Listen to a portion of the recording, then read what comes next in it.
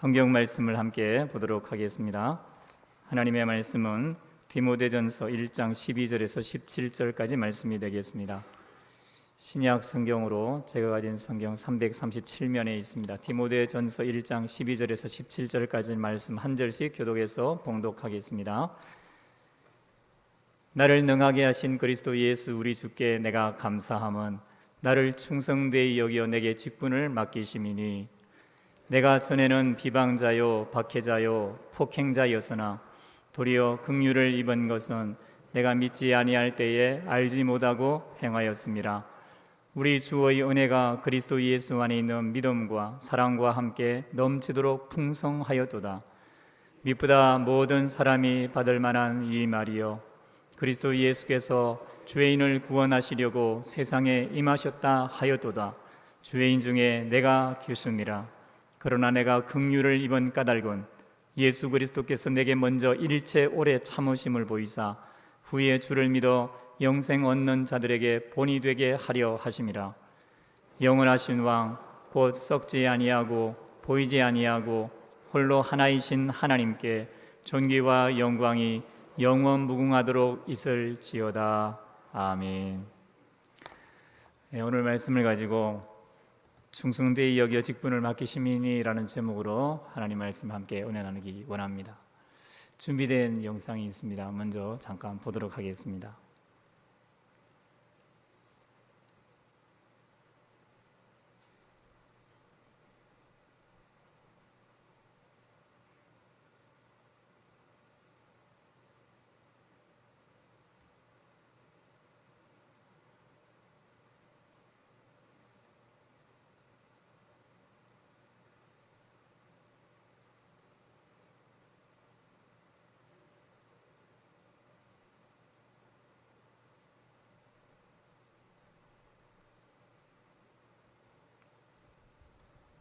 여기까지 보겠습니다. 여러분 참 강심장이십니다. 전혀 놀라지 않으시는데 저는 이 영상을 보는데 첫 번째 영상을 보면서 심장이 막 두근두근한 경험을 했습니다. 여러분 어떤 사람이 주일날 2020년 10월 22일로 날짜가 나오죠. 그 시간에 지하 계단을 내려갔다가 무슨 소리를 듣고 올라오는 순간 그 건물이 폭삭 내려앉는 거죠. 그리고 자기가 걸어왔던 그 평지, 그 길도 폭삭 내려앉고 그 중간에 서 있는 모습을 보지 않습니까? 살아있다는 것이 은혜입니다. 2020년 11월 20일인가 10월 22일쯤에 여러분 우리는 어디에 있었습니까? 오늘 우리의 삶이 하나님이 주시는 선물입니다. 두 번째 영상도 놀랍죠? 그냥 선물로 하루하루를 되는 대로 아무 계획 없이 살아가는 것이 아니라 누군가가 이 섬과 저 섬, 이 땅과 저 땅, 이 성과 저 성을 잇는 노력을 한 거죠. 그래서 예수님이 베드로를 물 위로 바다 위로 걸어오시면서 걸어오라고 말씀하신 것에 영감을 얻었든지 어떻든지 바다 위에 보드를 연결을 해서 그 길을 걸어갈 수 있도록 노력을 한 거죠. 그 결과 어떤 사람이 달리기를 하고 파도가 쳐서 그 길을 점프해서 지나가긴 하지만 그러한 행복한 순간을 만끽할 수 있는 거죠. 여러분 우리에게 주어진 모든 삶과 우리에게 주신 모든 일들은 다 하나님의 은혜입니다. 첫 번째 제일 중요한 전제가 이것입니다. 오늘 바울은 자신이 누구이며 자신이 지금 하나님 앞에서 살아가는 모든 삶의 직분이나 또는 해야 될 일들이 무엇인가에 대해서 분명한 신앙 고백을 하면서 디모데에게 하나님께서 원하시는 삶을 살아라 라고 말씀하고 계시는 거죠. 여러분 예수님이 우리에게 주신 하나님이 우리에게 허락하신 하루하루 우리에게 주신 모든 순간 우리는 최선을 다해서 하나님의 영광을 위해 살아낼 때에 바울의 신앙 고백을 하며 바울과 같은 마음으로 주님을 따라간다면 그 누구도 실패하지 아니하고 하나님의 영광을 위하여 귀한 인생 살아내게 될 줄로 믿습니다. 충성되이 여겨 내게 직분을 맡기심이니 그 의미의 첫 번째 전제는 바울이 말하듯이 여겨 주신 것을 감사하는 것입니다. 오늘 12절에 바울은 이렇게 말했죠. 나를 능하게 하신 그리스도 예수 우리 주께 내가 감사함은 나를 충성되이 여겨 내게 직분을 맡기심이니. 여러분, 여긴다는 것은 깜이 안 되는데 깜이 되는 것처럼 도와주시는 겁니다. 그 일을 맡을 자격이 없는데 맡겨주시는 거죠. 일종의 선물입니다. 그냥 여겨주시는 거예요. 아닌데 그래, 너를 충성되이 여긴다. 우리 예수님이 바울에게 주신 은혜입니다. 바울은 이것을 실감을 하는 거예요. 그 누구보다 철저하게 깨닫고 매 순간을 살아가는 거죠. 이것은 히브리서 11장 11절에 나와 있는 단어와 같은 단어인데, 믿음으로 사라 자신도 나이가 많아 단산하였으나 잉태할 수 있는 힘을 얻었으니 이는 약속하신 일을 미쁘신 줄 알았습니다. 여기 알았습니다라고 하는 단어가 여긴다는 단어입니다. 사라는 90세가 되어가지고 경수가 끊어졌습니다. 여인으로서 아이를 낳을 수 있는 힘이 없어요. 육체적으로 이미 아이를 낳을 수 있는 육체가 아닙니다. 그런데 하나님께서 약속을 주셨는데 그 약속을 듣고 사라가 약속하신 이가 미쁘신 줄, 신실하신 줄, 진실하신 줄, 충성스러우신 것을 믿어버렸습니다. 그래서 잉태할 힘을 얻었다 이렇게 말합니다. 하나님을 믿어버리니까 하나님이 사라에게 잉태할 수 있는 힘을 주셨다는 거죠. 이 단어는 또한 예수님에 관해서도 사용됩니다. 빌립보서 2장 6절에 보면 이렇게 말합니다. 그는 근본 하나님의 본체시나 하나님과 동등됨을 취할 것으로 여기지 아니하시고, 여기 여기지도 마찬가지입니다. 여러분, 예수님은 누구십니까? 예수님은 하나님 자신입니다. 삼위일체 하나님이죠. 성자 하나님, 하나님과 동등한 권세와 권위와 위격을 가지고 계십니다. 전능하십니다. 전지하십니다. 존귀와 위엄을 함께 받으셔야 됩니다. 그런데 예수님이 자기를 비어 종의 형체를 가지고 사람이 되시고 이 땅에 오셔서 죽기까지 충성하셨다는 거죠. 동등됨을 취할 것으로 여기지 아니하시고 죽기까지 복종하시는 예수님의 말씀이 있는 것입니다. 여러분, 이것이 여긴다는 것입니다. 여긴다는 것 속에는 하나님이 내가 깜이 안 되는데 깜 되게 만들어 주셨다, 그렇게 여겨주셨다, 충성되게 여겨주셨다. 또한 우리가 하나님을 충성된 분으로 바라본다. 그리고 또 한편으로 실제로 능력도 있지만 모든 사람들과 비교해 보았을 때 재능도 있고 그것을 차지할 만한 그런 능력이 되지만 그런 존재로 자기를 취급하지 않는 것입니다. 바울은 그렇게 자기를 바라봤습니다. 여러분, 우리에게 은혜를 주시고 우리를 충성되게 계시는 하나님의 은혜를 이렇게 누릴 수 있기를 주의 이름으로 축원합니다. 둘째로 충성되이 여기어 직분을 맡기심이니, 이 말씀은 바로 과거를 용서하신 은혜를 기억하는 것입니다. 바울은 13절과 14절에 뭐라고 말합니까? 내가 전에는 비방자요 박해자요 폭행자였으나 도리어 긍휼을 입은 것은 내가 믿지 아니할 때 알지 못하고 행하였음이라. 15절에는 죄인 중에 내가 괴순이라. 여러분, 이 구절이 바울의 자기 인식입니다. 그냥 사람들에게 나 원래 안 좋은 사람이야, 나 나쁜 사람이야, 그렇게 말하지만 안에는 자기 의가 가득한 상태가 아니죠. 겉도 속도, 특별히 내면이 자기의 이 부정, 자기의 이 거룩하지 못함, 자기의 더러운 모습, 죄인 중에 개수와 같은 모습 때문에 차마 자기를 누구 앞에 내세우기를 부끄러워하는, 하나님이 나를 깜도 안 되는데 그렇게 삼아주지 않으면 나는 하나님 앞에 설 수 없는 죄인인데, 그것도 죄인 중에 개수인데 라고 하는 마음의 고백인 것이죠. 여러분, 이 말씀이 수많은 사람들에게 선한 영향력을 끼칩니다. 1495년에 태어난 영국의 피니라고 하는 사람이 있었는데, 이 빌리라고 하는 사람이 있었는데, 이 빌리는 키가 아주 작았어요. 그런데 그는 아주 학문에 뛰어나서 케임브리지 대학 법률 대학을 입학을 하고 졸업을 합니다. 그리고 신부로 서품을 받습니다. 그리고 사제가 되죠. 사제가 되어서 신부들과 함께 교제도 하고 또 성경도 가르치면서 자기 자신 안에 있는 이 죄의 문제를 해결하지 못하는 자신을 발견합니다.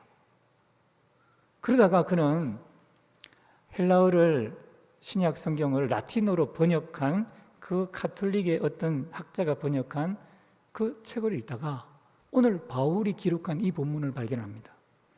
평소에 성경에 있는 말씀이지만 그 당시는 라틴어 성경이 이제 읽혀지는 시대였고 영어 성경은 아직도 번역되지 않았기 때문에 라틴어 성경을 통해서 헬라어 원문을 접하게 되었는데 거기 보니까 오늘 본문 말씀이 있는 거죠. 그래서 그때 이 빌니는 이렇게 고백했어요. 나는 디모데 전서에서 성 바울의 이 문장을 우연히 발견했죠. 그리스도 예수께서 죄인을 구원하시려고 세상에 임하셨다 하였도다. 죄인 중에 내가 괴수니라. 이 한 구절은 하나님의 가르침과 내면의 일을 통해 내 죄의 죄책감으로 그의 절망에 빠져 있었던 나를 상처 입기 이전으로 회복시켰고, 그리고 내 마음을 매우 들뜨게 했고, 심지어 나는 내 멍든 뼈들이 기쁨으로 펄쩍 뛸 정도로 놀라울 정도의 평안함과 고요함을 마음속으로 느꼈죠. 이 일이 있은 후 성경은 꿀이나 송이꿀보다 나에게 더 달기 시작했죠. 이렇게 고백합니다. 빌리는 자기가 죄인인데 죄인 중에 괴수라고 고백하는 사도 바울의 고백이 성경에 있는 이 고백, 그리고 그러한 죄인 중에 괴수와 같은 사람에게 하나님이 충성되이 여겨 능하게 하시고 직분을 맡기신 것을 읽는 그 순간 자기 안에 엉어리져 있고 자기 죄악으로 말미암아 어떻게 할 수 없는, 사람들에게는 위선을 떨면서 하나님의 말씀을 가르친다, 사제다라고 직분을 행하지만 여전히 죄의 투성인 자기를 발견했는데 그 말씀이 이 말씀 안에서 해결이 된 것입니다. 그리고 그때부터 이 하나님의 사람이었던 빌리는 이 복음을 사람들에게 전하기 시작합니다. 천주교와 다른 원리, 종교개혁을 성경대로 가르치는, 성경으로 말미암아 우리가 선물로 직분도 받고 구원도 선물로 받는다는 원리를 전하기 시작합니다. 그래서 천주교에서 너 그렇게 우리 가톨릭과 다른 복음을 전하지 말아라, 제재를 가하죠. 그 당시 소설이 펄했던 가톨릭의 제압을 당해서 일단은 이 빌리가 복음 전하는 일을 멈추었습니다. 그러나 하나님의 성령이 그를 말씀을 통해서 이미 변화시켰기 때문에 참을 수가 없는 거예요. 그래서 1527년에 그 금지를 당했지만 1531년에 몇 년이 지나지 않아서 다시 복음을 전하기 시작합니다. 그리고 몇 개월 만에 그 당시 영국을 장악하고 있던 그 가톨릭 세력에 의해서 결국 빌리는 처참하게 화형에 처해지죠. 빌리가 몇 년 동안 또는 수개월 동안 복음을 전하면서 그 복음을 들었던 사람 휴 라티머라고 하는 후계자가 빌리의 이 하나님의 말씀을 계승합니다. 그리고 그도 용기를 내어서 1555년까지 옥스포드에서 복음을 전하다가 그 역시 화형당합니다. 여러분, 이 말씀이 얼마나 진리입니까? 죄로 물들어서 죄의 굴레로부터 벗어날 수 없는 사망의 몸에 얽매여 있는 것 같은 자신을 능하게 하시고 충성되이 여겨서 직분을 맡기신 하나님의 은혜에 그 복음 앞에 반응하는 사람들이 생겨나는 것이죠. 그래서 여러분, 종교개혁이 영국을 휩쓸기 시작했고 그리고 불화파를 하나님의 말씀으로 변화시킨 것입니다. 교회를 교회되게 만드신 거죠. 말씀이, 복음이 내가 누구인지를 깨닫게 할 뿐만 아니라 하나님 앞에 나에게 주신 사명이 무엇인지를 분명하게 알게 하고 그것에 헌신하게 만든 것입니다. 바울은 자기 과거를 이야기합니다. 그는 비방자였고 박해자였고 폭행자였습니다. 그는 예수 믿는 사람들을 감옥에 집어넣을 뿐만 아니라 그 믿는 사람들을 다 잔멸하는 것이 자기의 사명이다, 하나님이 기뻐하는 일이다 생각하고 사람들을 죽이는데 가편투표를 하고 그리고 자기 종교 열심을 따라서 인생을 살았습니다. 그런데 예수님이 그를 만나 주신 거예요. 예수님을 만나고 나서 사도 바울은 자기가 죄인이라는 것을 철저하게 깨닫게 되는 것이죠. 내가 지금 예수님을 핍박하고 있구나, 내가 지금 예수님 믿는 몸된 교회, 예수님의 몸들을 핍박하고 있구나, 그 사실을 깨닫게 됩니다.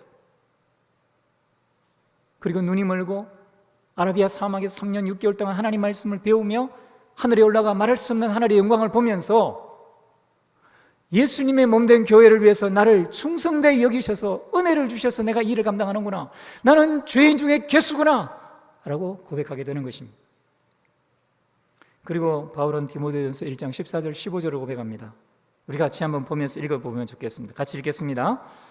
우리 주의 은혜가 그리스도 예수 안에 있는 믿음과 사랑과 함께 넘치도록 풍성하였도다. 밑보다 모든 사람이 받을 만한 이 말이요, 그리스도 예수께서 죄인을 구원하시려고 세상에 임하셨다 하였도다. 여러분, 이 말씀을 읽으면서 이 말은 나와 상관이 없다, 그렇게 말할 사람이 누구입니까? 예수 안에 있는 믿음과 사랑과 그 은혜가 풍성하게 우리에게 부어져서 죄인 중에 괴수와 같은 우리에게, 모든 사람이 받을 만한 이 말, 죄인 된 우리를 구원하시고 예수님이 오셔서 우리를 하나님 자녀 삼으시고 구원의 반열에 이를 뿐만 아니라 영원한 하나님 나라에서 상급을 누리는 그 복된 자리에 세워주신다는 이 사실, 이 진리, 여러분, 이 말씀 앞에 그 누가 나는 상관이 없다 말할 수 있겠습니까? 우리는 다 죄인입니다. 우리는 쉽게 잊어버릴 수 있어요. 설교를 준비하면서 잊어버렸고 생각하지 못했던 부분들을 다시 한번 생각하게 되었는데, 특별히 여러분, 죄인이라고 하는 것을 우리는 그냥 자유롭게 살아가기 때문에 일상생활도 하고 가정생활도 하고 직장생활도 하기 때문에 쉽게 잘 생각할 수 없습니다. 그런데 감옥에 갇혀 있는 범법한 사람들, 죄수들을 한번 생각해 보죠. 특별히 죄수들 중에도 가장 극악한 살인자들을 한번 생각해 보십시오. 1918년 도쿄에 도키치 이치라고 하는 사람이 있었는데, 이 사람은 20번 이상이나 감옥에 보내졌고 남자로서 자기의 혈기와 육체만 믿고 온갖 흉악한 일을 저지르고 살인을 해서 결국은 사형 언도를 받은 사람이었는데, 그때 1918년에 그 사람이 마침내 사형에 처하게 되십니다. 그는 항상 정오와 폭력을 가지고 수많은 사람들을 향해서 싸웠고 쟁취하는 사람이었습니다. 그런데 그가 사형 선고를 받기 이전에 웨스트 양이라고 하는 사람과 맥도널드 양이라고 하는 두 기독교 선교사로부터 신약 성경 한 권을 편지로 받습니다. 그리고 그 성경을 자기도 모르게 읽기 시작했는데, 그때부터 이 사람이 변하기 시작합니다. 그리고 마침내 사형이 언도되고 죽음을 앞둔 어느 날 웨스트라고 하는 선교사가 그를 방문했습니다. 그때 웨스트 선교사는 고린도전서 6장 8절과 10절 말씀을 인용을 하면서 이걸 읽어보라 말합니다. 도키치가 이 글을 읽습니다. 화면에 나올 텐데요. 너희는 불의를 행하고 속이는구나. 그는 너희 형제로다. 불의한 자가 하나님의 나라를 유업으로 받지 못할 줄을 알지 못하느냐. 미혹을 받지 말라. 음행하는 자나 우상 숭배하는 자나 간음하는 자나 탐색하는 자나 남색하는 자나 도적이나 탐욕을 부리는 자나 술 취하는 자나 모욕하는 자나 속여 빼앗는 자들은 하나님의 나라를 유업으로 받지 못하리라. 미스 웨스트라고 하는 분도 참 대단한 것 같아요. 감옥에 지금 살인죄로 사형을 앞둔 죄수에게 이 글을 읽으라고 하는 거예요. 도키치는 이미 신약 성경을 읽으면서 예수님을 믿기로 마음에 작정했지만 이 말씀을 읽으면서 다시 한번 자신이 무슨 죄를 저질렀는지를 실감을 합니다. 그리고 그는 나중에 이렇게 고백합니다. 이 글은, 이 말씀은 제가 예수님을 믿기 이전에 제가 지은 죄를 표현하고 있기 때문에 사실입니다. 진리입니다.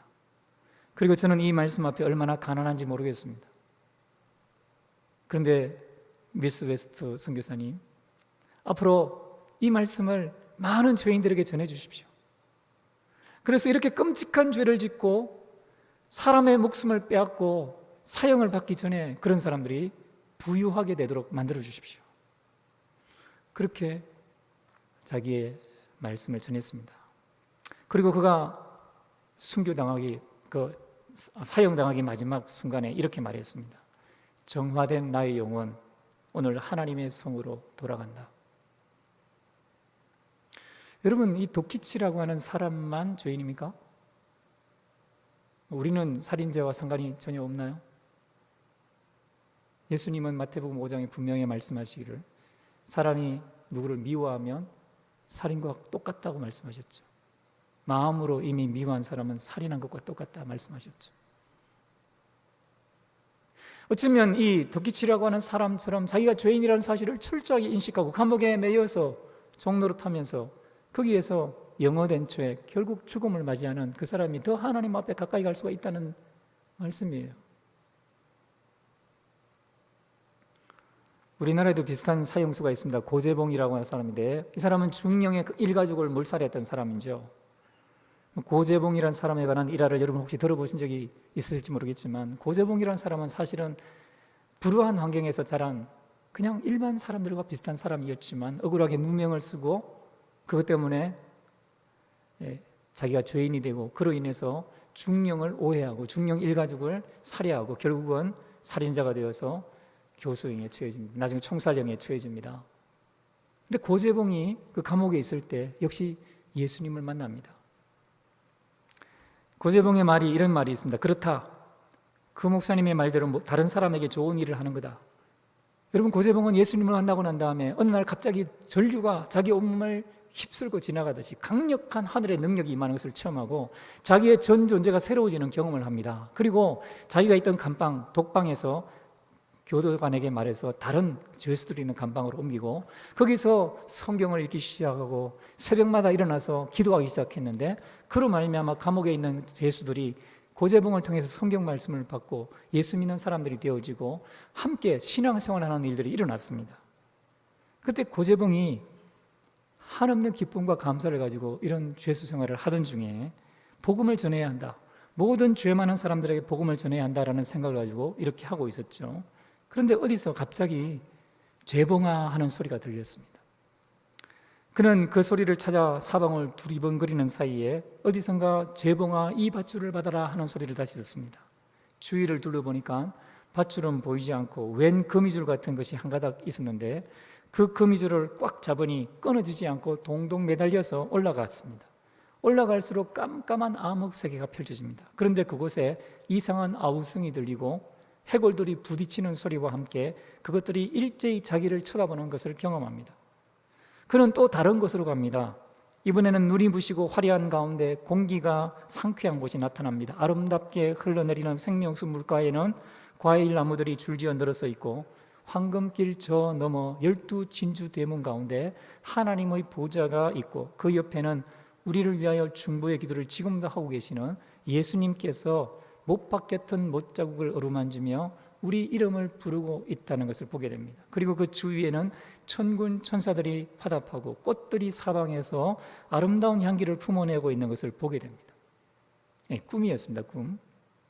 그리고 이 꿈을 그를 전했던 복음 전도자에게 해몽을 해달라 그렇게 말했죠. 그래서 그 전도자는 고재봉 씨에게 그것은 참으로 성령이 임하셔서 형제에게 천당과 지옥이 있음을 증거해 준 것이다 라고 가르쳐 주었다는 것입니다.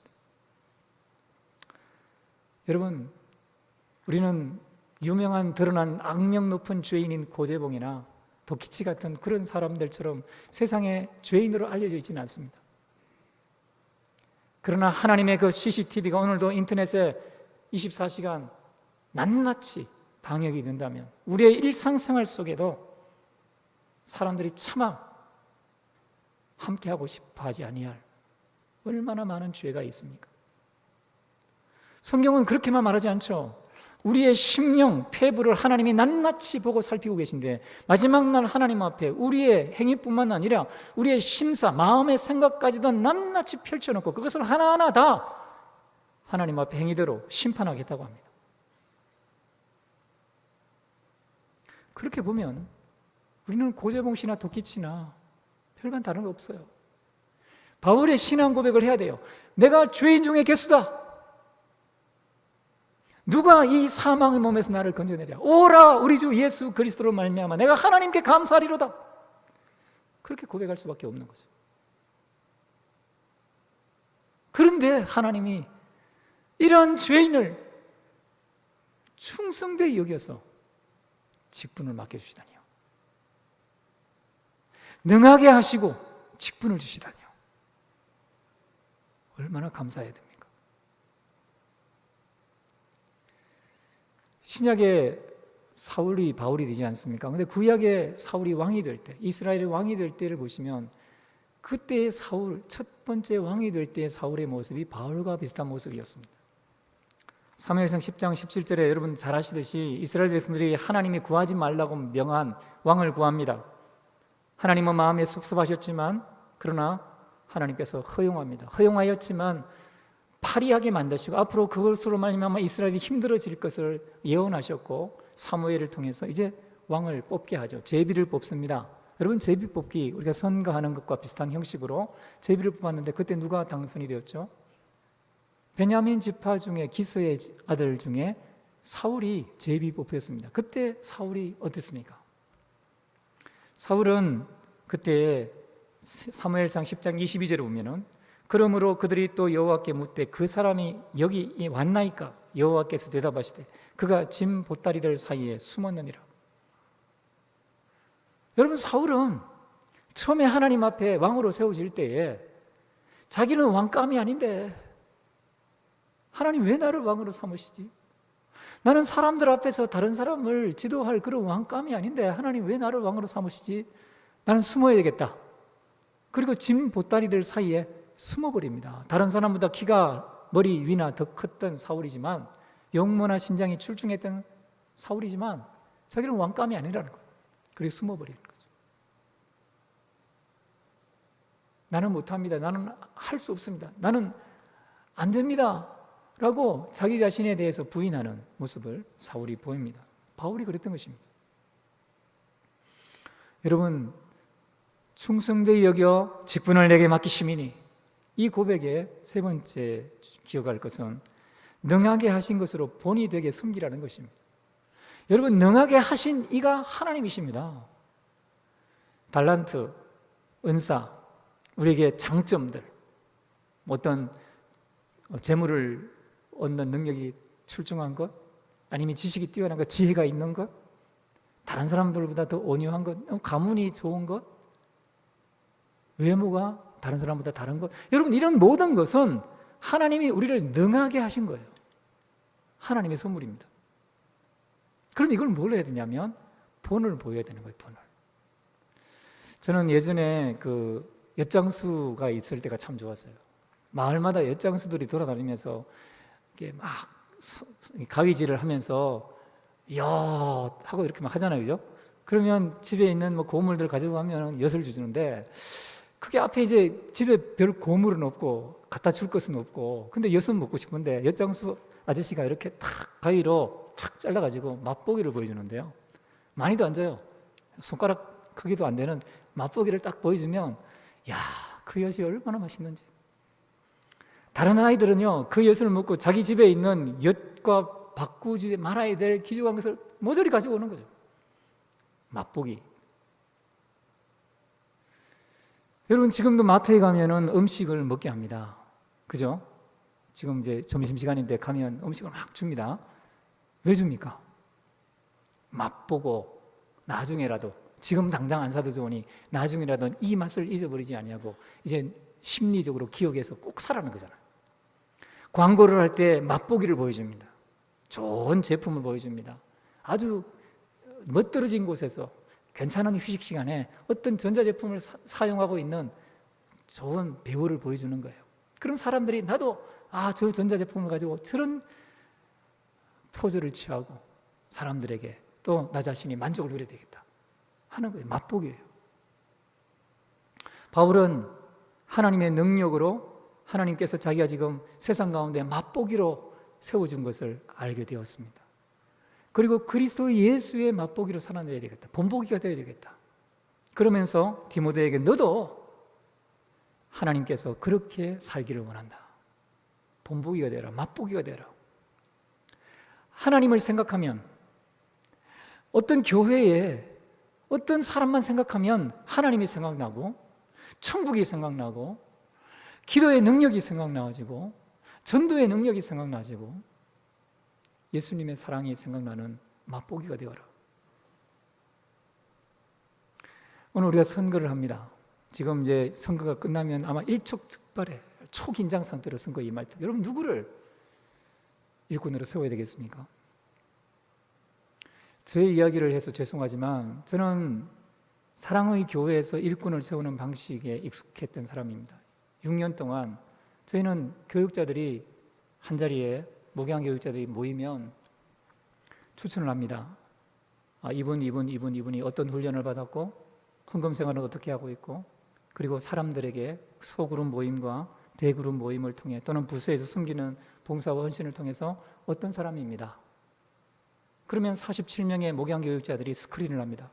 이분에 대해서 제자반, 사역반 교육자님 누구 계십니까? 이분은 어떤 분입니까? 그래서 목사님이 추천했는데 과연 믿을만 합니까? 틀림없는 말씀입니까? 그리고 추천하는 거예요.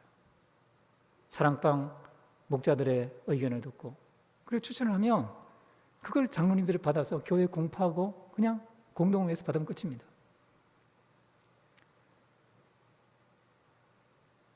여러분 그렇게 오랜 시간 동안 검증을 받고 교회의 덕을 위하여 하나님 나라의 부흥을 위하여 헌신한 사람들이 세워지기 때문에 교회가 든든하게 서갑니다. 불협화음이 있지만 화합하고 하나 되어집니다. 우리 교회는 다른 전통이 있죠. 우리 성도님들이 선거를 합니다. 여러분 선거를 할 때 이런 모든 것을 총체적으로 보아야 됩니다.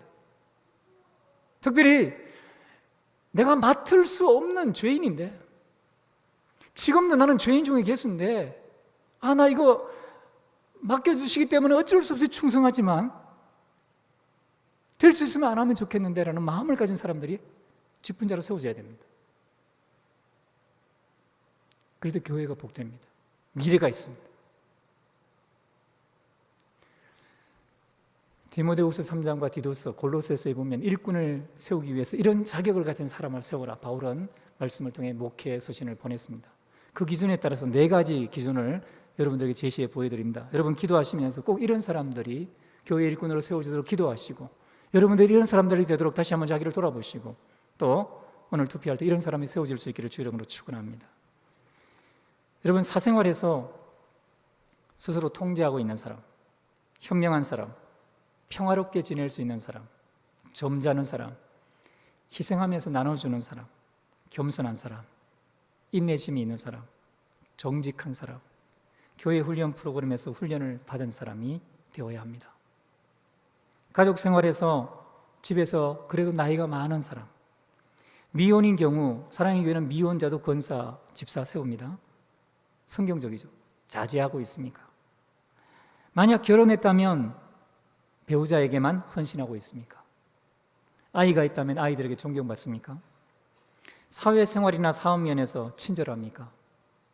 호감이 갑니까? 낯선 사람의 친구입니까? 편애하는 태도가 없습니까? 흠잡을 데 없는 평판을 가지고 있습니까? 그렇지 못하다면 완벽하지는 않지만 악명 높지는 않아야 합니다. 싸움 딱 안 돼요. 어느 곳에 가기만 하면 싸움을 일으킨 사람 안 됩니다. 영적인 면에서 모든 민족을 제자 삼으라는 마음이 있습니까? 하나님의 말씀을 사랑합니까? 기도하는 사람입니까? 구별된 삶을 삽니까? 은혜롭습니까? 이성호라고 하는 사람이 직분을 알면 교회가 보인다라는 책 중에 이렇게 말합니다. 교회의 직분이 세상의 관직과 결정적으로 다른 점이 여기에 있습니다. 세상의 관직은 노력해서 획득하는 반면 직분은 위로부터 주어집니다. 대통령 선거나 국회의원 선거를 보십시오. 그 직위를 얻기 위해 얼마나 노력합니까? 많은 사람이 얼마나 관심을 가집니까? 거의 전쟁 수준입니다. 세상의 선거 개념이 교회의 선거에도 적용되고 있습니다. 교회가 대형화될수록 문제는 더욱 심각해집니다. 장로나 집사가 되기 위한 선거운동을 당연하게 받아들입니다. 교회 안에서 직분의 개념이 변질되고 직분의 주어짐을 제대로 이해하지 못했기 때문입니다. 이것이 교회 전체가 타락하는 출발점이 되고 있습니다. 교단 총회장이나 기관장을 뽑는 선거의 경우 일반 정치인 선거보다 그 양상이 더 뜨겁고 소란스럽습니다. 심지어 선거 부정이 일어나더라도 별다른 제재를 하지 않습니다. 선거운동이란 직분의 본질, 즉 위에서 주신 선물이란 개념을 정면으로 거부하는 것이기에 여러분 이 말이 사실 아닙니까? 물론 우리는 다 자격이 모자랍니다. 완벽한 자격을 가지고 출발하는 사람은 없습니다. 그러나 이러한 자격에 어느 정도 맞는 사람을 성경적으로 기대하며 믿어 충성되이 직분자로 맡겨주는 것입니다. 오늘 우리의 선택이 주님의 몸된 교회가 더욱더 교회다워지고 예배가 예배다워지고 하나님의 이름이 더 높아지는 일에 쓰임받는 복된 저와 여러분 되고, 또 우리 직분을 맡은 사람이 그렇게 더 하나님 앞에 충성할 수 있기를 주의 이름으로 축원합니다. 기도하겠습니다.